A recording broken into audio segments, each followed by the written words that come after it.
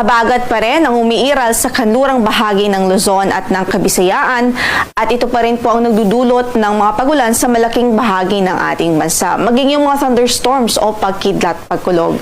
In the next 2 to 3 days, inaasahan pa rin po natin na dominante pa rin ang southwest monsoon at ito pa rin po ang magdudulot ng mga kalat-kalat na pagulan sa ilang bahagi ng bansa.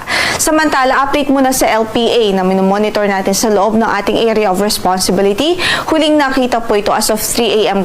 Kanina sa layong 1,190 kilometers east-northeast yan ng extreme northern Luzon. So medyo may kalayuan na po ito sa ating landmass at sa kasalukuyan wala na po itong any effect o direct effect sa anumang bahagi ng ating bansa.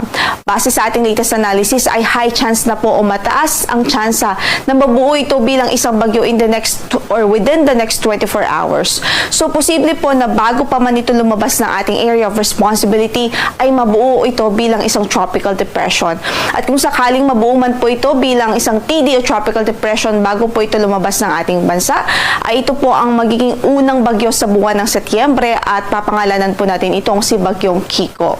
Pero sa ating nakikitang outlook, kahit po mabuo siya within the area of responsibility at dahil medyo malayo na po siya sa ating kalupaan, mababa na po yung chance na magkaroon po ito ng any effect pa o direct effect sa anumang bahagi ng ating landmass. Gayunpaman, patuloy po tayong magantabay sa magiging updates ng Pag-asa ukol po sa nasabing weather disturbance.